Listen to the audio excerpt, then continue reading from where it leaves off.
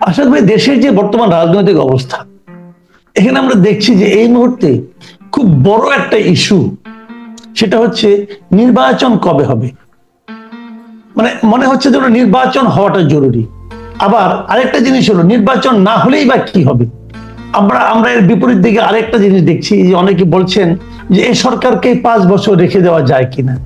তখন আবার সেক্ষেত্রে প্রশ্ন, একটা অনির্বাচিত সরকার কোন বিবেচনায়, কোন যোগ্যতা এতদিন থাকবে।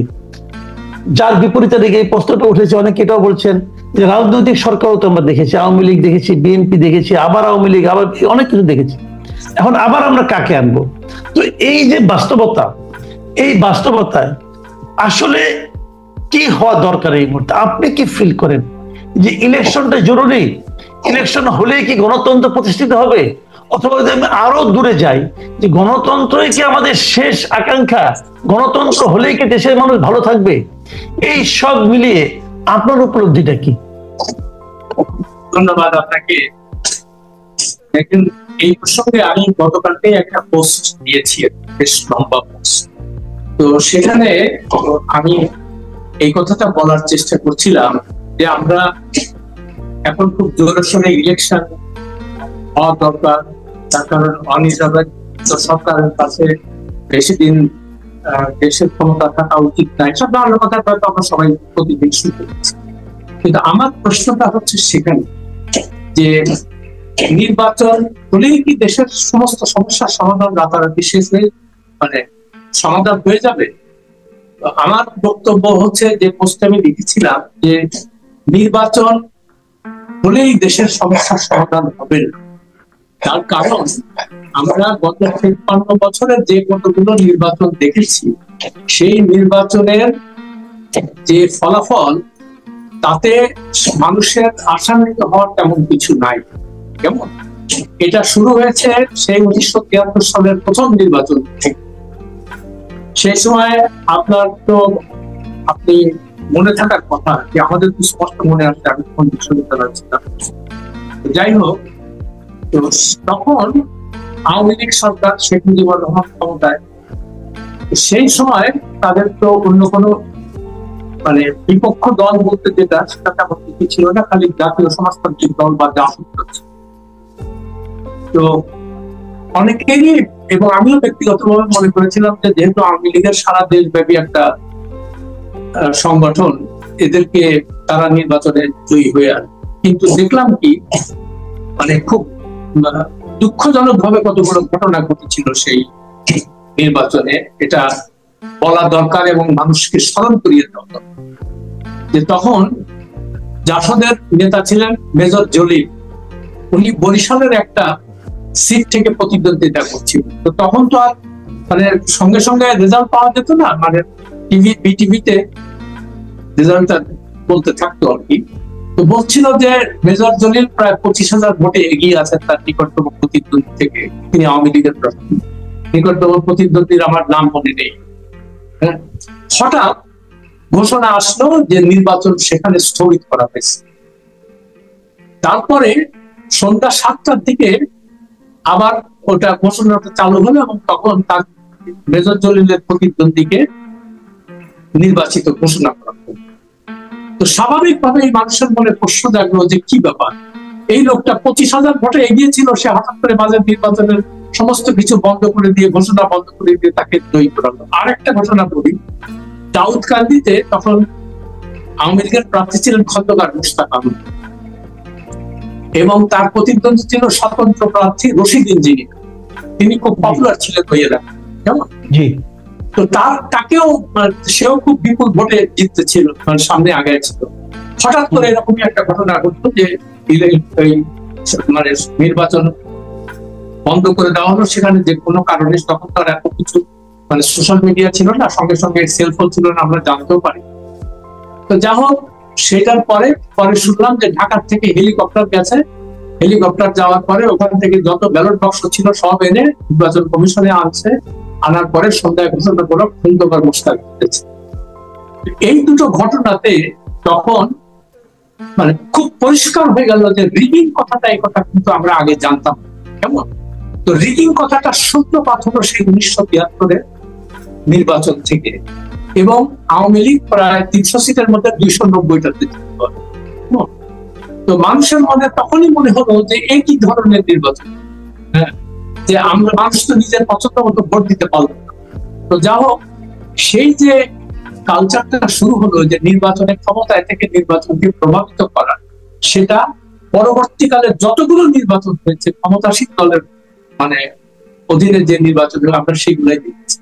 তো সে কারণে 1990 সালের 3 জোটের যে রূপরেখা ছিল, তারা বললো যে না, একটা তত্ত্বাবধায়ক সরকার।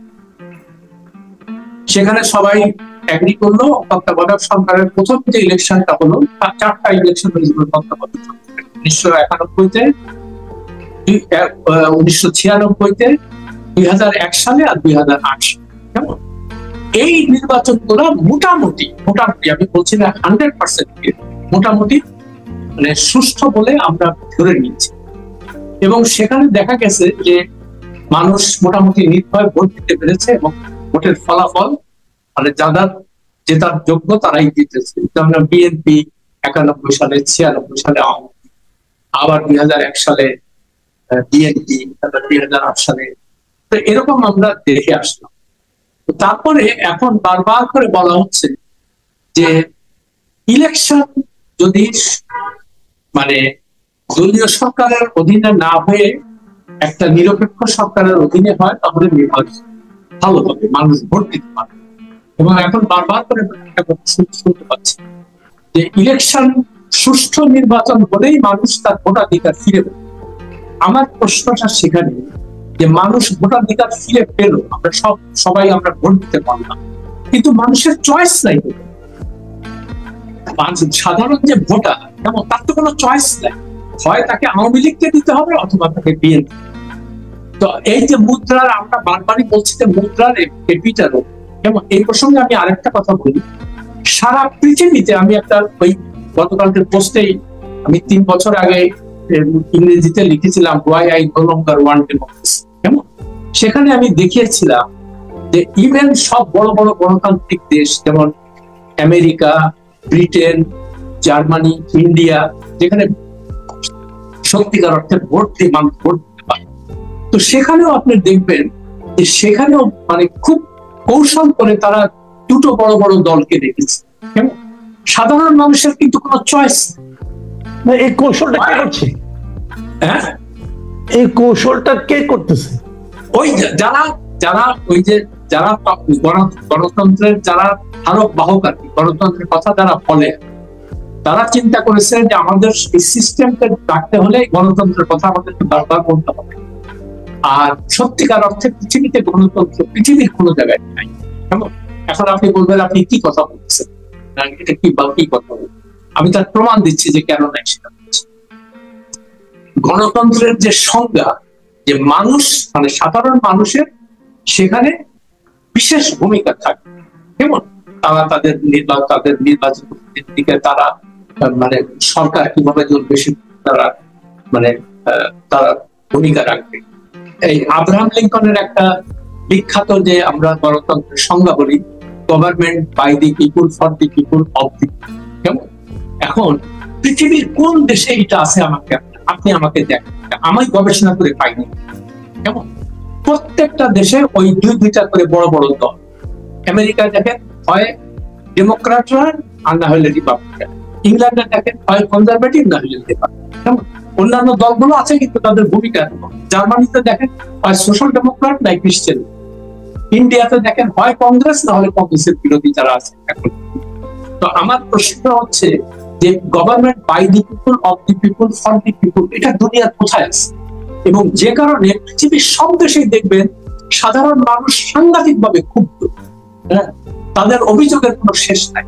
আমেরিকার দেখবেন কত রকম মুভমেন্ট হচ্ছে, move on dot on, occupy Wall Street, কেমন তারপরে 1%, এই সমস্ত নানান মুভমেন্ট। তারা একটা কথা বলছে যে ক্ষমতা কুক্ষিগত আছে এই দুটো দলের কাছে, এবং তাদের বাইরে তৃতীয় কোন পক্ষের সেখানে এমার্জ করা সম্ভব না।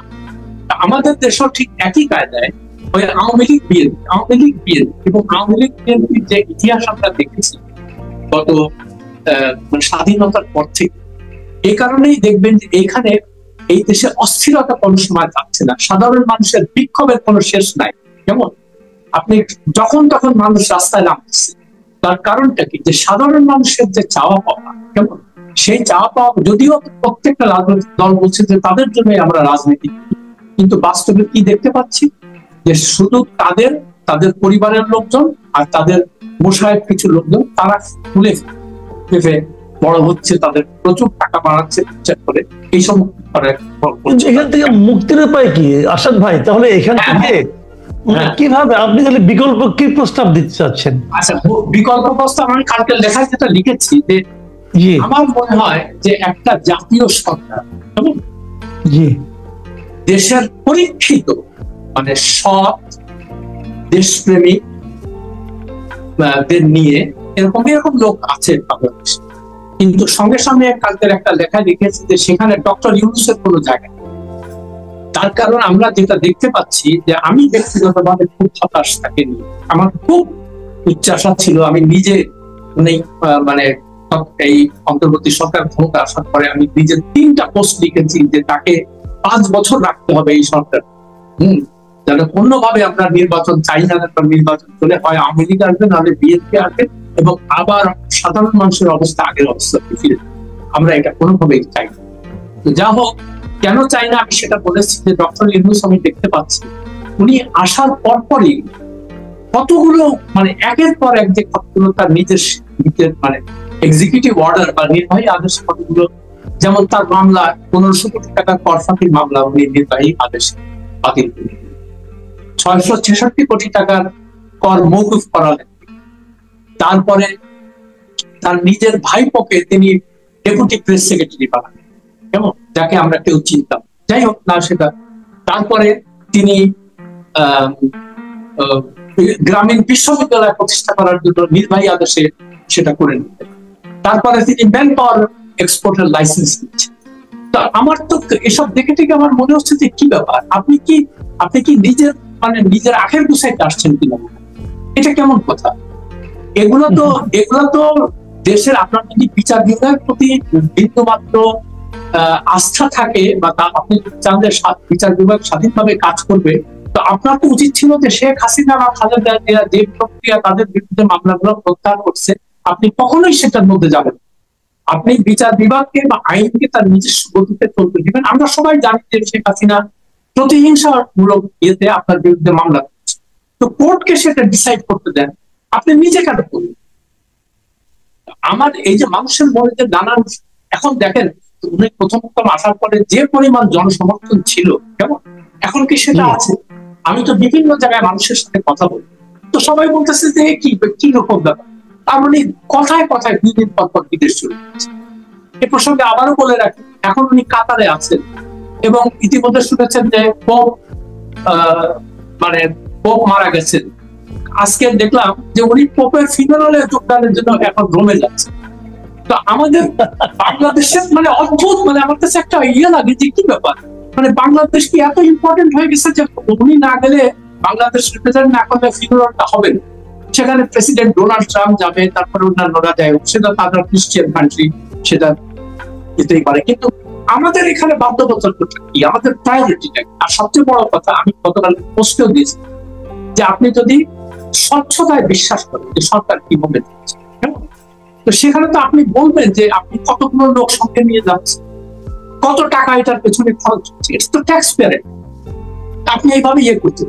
আর তারপরে আপনি আসার পরে প্রতিশ্রুতি দিলেন মানে জাতির উদ্দেশ্যে ভাষণ দিয়ে, যে আমি সেটা লিখেছিলাম যে আপনারা যারা উপদেষ্টা সহ আপনি সহ সবাই যেন তাদের সম্পত্তির হিসাব জনসমক্ষে প্রকাশ করেন। আজ পর্যন্ত আপনি স্বীকার করলেন, তো এটা তো মানুষের মধ্যে সন্দেহ হয় না যে আপনি কেন করবেন এটা। এটা বুঝলাম যে আপনি ডক্টর ইউনূসের উপর আপনি আনহ্যাপি, তাহলে আপনার সেই সমাধানটা কথা বলছেন আপনি, যে এটা পরীক্ষিত লোকদের নিয়ে একটা জাতীয় সরকার করা যায় কিনা, সেটা নয় বুঝলাম। কিন্তু আমার প্রশ্নটা হলো, সেই পরীক্ষিত লোক, যেটা পরীক্ষিত যে শব্দটা, এই পরীক্ষাটা তারা কার কাছে দেবে, কার কাছে পরীক্ষিত? যেমন ডক্টর, আমি একটু আরেকটা প্রশ্ন একটু আপনাকে আরেকটু শেষ করে নিই। যেমন আপনি বললেন যে আপনি শুরুর দিকে ডক্টর ইউনূসকে নিয়ে আশাবাদী ছিলেন। কেন ছিলেন? তাহলে আপনার কাছে তখন মনে হয়েছিল যে এই লোকটা বোধহয় ভালো করবে। আপনার তখনকার পরীক্ষায় কিন্তু সে পাস করছিল, কিন্তু এখনকার পরীক্ষায় সে ফেল করে যাচ্ছে। তাহলে আপনি এই পরীক্ষাটা কিভাবে করবেন? আচ্ছা, পরীক্ষাটা কিভাবে করবো সেটাই, যে ওই কথাটাই কিছুটা উল্লেখ করেছিলাম গতকালকের পোস্টে। প্রথমে মানে যে সমস্ত মানে মানুষকে সিলেক্ট করা হবে, তাদের প্রথমেই তাদেরকে মানে তাদের সম্পত্তির হিসাবটা জনসমক্ষে মানে সরকারে যাওয়ার আগে যেমন জনসমক্ষে প্রকাশ করতে হবে তাদের। এবং আমি দেখেন, আমি I am very allergic to suit and tie, মানে স্যুট টাই পরা লোক দেখলেই আমার মানে সন্দেহ, বুঝলেন? প্রত্যেকটা লোককে আমার ঠান্ডা বাজে। এরা করে কি, বিদেশে থাকে, ওইখানে লেখাপড়া করছে, কি না কি করছে আল্লাহ জানে। তো যাই হোক, মনে করলাম যে আর বিদেশে ইংল্যান্ড আমেরিকায় লেখাপড়া না করতে তো আপনি কোনো শিক্ষিত লোক না, যেমন আমি কোনো শিক্ষিত লোক না, যেহেতু ইংল্যান্ড আমেরিকার কোনো ডিগ্রি আমার নাই, কেমন? তো যাই হোক, আমি ধরে নিচ্ছি যে আমার কোনো লেখাপড়া নাই। কিন্তু আমাদের কথা হচ্ছে এই দেশটা চালানোর জন্য, আপনি বিশ্বাস করেন মাসুদ, আপনাকে বলি, এই দেশ চালানোর জন্য যেটা দরকার মিডিয়কর লেখাপড়ার লোকজন, কিন্তু তার থাকতে হবে অসীম দেশপ্রেম এবং সততা। এই কম্বিনেশন হলে আমার ধারণা আমরা নিশ্চয়ই একটা ভালো ইয়ে। আর তার আরেকটা করতে, নির্বাচন, হ্যাঁ নির্বাচন হতে হবে, নির্বাচন ঠিক আছে, কিন্তু নির্বাচন হওয়ার পরে আপনাকে এনশিওর করতে হবে যে যারা ক্ষমতায় আসবে, কেমন, তারা প্রথমেই এসে তাদের সম্পত্তি ডিক্লেয়ার করবে ফার্স্ট কাপ, এবং প্রত্যেক বছর তারা সম্পত্তি ডিক্লেয়ার করবে, প্রতি বছর বছর জনসমক্ষে ওয়েবসাইটে দিয়ে দেবে যে এই আমরা ইয়ে করছি, যাতে করে তারা কনস্ট্যান্টলি মানে মানুষের একটা নজরে থাকে, নজরদারিতে। তাহলে হয়তো এই ঘুষ দুর্নীতি এগুলো, আর সরকারি কর্মচারীদের আরেকটা, এটা খুব ইম্পর্টেন্ট, করাপশনের মূল জায়গা হলো সরকার, কেমন? তো সরকারে এখন দেখবেন যে সরকারে বিসিএস পরীক্ষার জন্য হুমড়ি খেয়ে পড়ে। এটার কারণটা একটা হতে পারে, আবার বলে যে আমরা দেশের সেবা, কিন্তু আমরা দেখতে পাচ্ছি সেই পাকিস্তান আবার সিএসপি দের থেকে শুরু করে এরা দেশের সেবার নাম করে নিজেদের সেবা, কেমন? এবং প্রত্যেকের দেখেন তাদের এই গুলশান, বনানী, বাড়িধারা, শালমনি, যত জায়গায় ঘর বাড়ি দেখবেন অধিকাংশই সব ঘর বাড়ি। আর ক্ষমতা মানেই হলো অর্থ। একটা ইউএন চিন্তা করেন, একটা গ্রামের মানে কোন একটা উপজেলার ইউএন, সে কি পরিমাণ ক্ষমতা, তার একটা সইতে বিষয়। তো আমাদেরকে এটা এনশিওর করতে হবে যে এই তুমি ঠিক আছে, তুমি প্রজাতন্ত্রের কর্মচারী, তুমি মানুষের সেবা করতে আসছো, ভালো কথা, কিন্তু তোমার বাবা প্রত্যেক বছর তোমার হিসাব, সম্পত্তির হিসাব, তুমি কি করেছো এটা জনসম্পদ। তাহলে হয়, আমি বলছি না যে তাতে 100% দুর্নীতি কমে যাবে, কিন্তু দেখবেন আমার বিশ্বাস, দৃঢ় বিশ্বাস থাকে অনেকটা দুর্নীতির পরিমাণ অনেক। এই হচ্ছে আমার। জি, অনেক ধন্যবাদ জনাব আরশাদ মাহমুদ, আপনার কথা পরিষ্কার। এবং কথা আরেকটু খালি একটা কথা বলি, আমি কালকে আমার যে পোস্টে শিরোনাম দিয়েছিলাম সেখানে লিখেছিলাম যে মেরির মা, বাবুর মা, ডালিয়ার মা, এরা তিনজনই আমাদের মানে বাসার বিভিন্ন রকম সাহায্য, গ্রামের বাড়িতে এখানে। এবং মানে স্বাধীনতার আমরা আগের থেকে দেখছি যে ওই মেরির মা আমার মার জন্য কাজ করে, সে বংশ পরম্পরায়, বাবুর মাও সেই বংশ। তাদেরকে আমি যখন দিকে, আচ্ছা ভোট হলে তোমরা কি করবা, তোমরা কাকে ভোট দিবে? বলে আমরা ভোট দিয়ে কি করবো, আমাদের তো বাসা, মানুষের বাসায় কাজ করে। কিন্তু তো দেখেন কি দুঃখজনক ব্যাপার, আমি কালকে একটা হিসেব মানে এক জায়গায় দেখছি একটা গবেষণায় যে 3,40,00,000 এরকম প্রান্তিক কি আছে মহিলাদের, মানে জনসংখ্যা আছে গ্রামে, তাদের গ্রামের 70% বসবাস, 30% ঢাকা, কিন্তু মানুষের বাড়িতে কাজ করে, তারপরে কাজ করে। তো আমরা কি দিনের পর দিন এদের ভাগ্য উন্নয়নের কথা বলবো আর নিজের ভাগ্য উন্নয়ন করবো, আর এরা এইভাবেই থাকবে? এটা কতদিন চলে? না, এটা আপনি যে প্রশ্নটা করেছেন এটা অবশ্যই একটা গুরুত্বপূর্ণ প্রশ্ন, কিন্তু এই প্রশ্নের উত্তরটা আসলে কি, অথবা উত্তরটা কে দেবে, অথবা উত্তরটা আমরা কোন প্রক্রিয়ায় পেতে পারবো, এটাই কিন্তু একটা, আমি মনে করি যে আরেকটা প্রশ্ন। এখন ওই যে বললাম না, এটা তো ইয়ারডিস্টিক ওইভাবে ঠিক হবে যে আপনি বলবেন যে আগামী আমরা ক্ষমতায় থাকার সময় ঢাকা শহরে বস্তিবাসীর সংখ্যা অন্তত 50% কমিয়ে, এটা আপনাকে ওয়াদা করতে হবে। প্রত্যেক, আপনি যদি এত উন্নয়ন করেন, ঢাকা শহরে প্রতিদিন 2-3 হাজার। আসাদ ভাই ওয়াদা করলো, ক্ষমতায় গেল, যে ওয়াদা রাখলো না, আপনি কি করবেন? না, সেটাই তো বলছি যে ওয়াদা না রাখলে সঙ্গে সঙ্গে তাকে ওটাও বলতে হবে যে এরকম একটা মেকানিজম আমাদেরকে ক্রিয়েট করতে হবে। ওয়াদা না রাখো তাহলে তুমি সঙ্গে সঙ্গে তুমি সরে যাবা, তোমার সদস্য পদ বাতিল। জি জি, আমি বুঝতে পারছি। আমি মনে করি যে আপনি যে কথাগুলো বললেন এটা সমাধান কিনা আমি জানি না, তবে আমি এটা মনে করি আপনার এই কথাগুলো থেকে আমাদের দর্শকরাও কিন্তু তাদের মনে এই প্রশ্নটা জাগবে যে আসলে আমরা যেভাবে নির্বাচনটা চাচ্ছি, যা করছি, আমাদের যে রাজনৈতিক কর্মকাণ্ড, এটা কি আমাদের দেশের যে প্রত্যাশিত সমাধান তাকে দেবে? ওই যে মহিলা আপনার বাসায়, আপনার মার বাসায় কাজ করে খেত, তার মেয়েও কিন্তু আবার আপনার বাচ্চার বাসায় কাজ করে খাবে, ওই একই ব্যাপার। এদের জীবন কি এভাবেই যাবে? এর থেকে মুক্তির উপায়টা কি? আমি মনে করি এটা নিয়ে মানুষ ভাববে এবং আমরা এটা নিয়ে পরবর্তী সময় আরো আলোচনা করব। আপনাকে অনেক ধন্যবাদ জনাব আসাদ মাহমুদ। প্রিয় দর্শক, আপনারা শুনলেন যে সিনিয়র সাংবাদিক আসাদ মাহমুদ সাহেবের যে ক্ষোভ, যে প্রত্যাশা ভঙ্গের বেদনা এবং সেখান থেকে বের হওয়ার যে চিন্তা, এগুলো আশা করি আপনাদেরকে স্পর্শ করবে। ভালো থাকবেন আপনারা। এখন এ পর্যন্তই। আল্লাহ হাফিজ।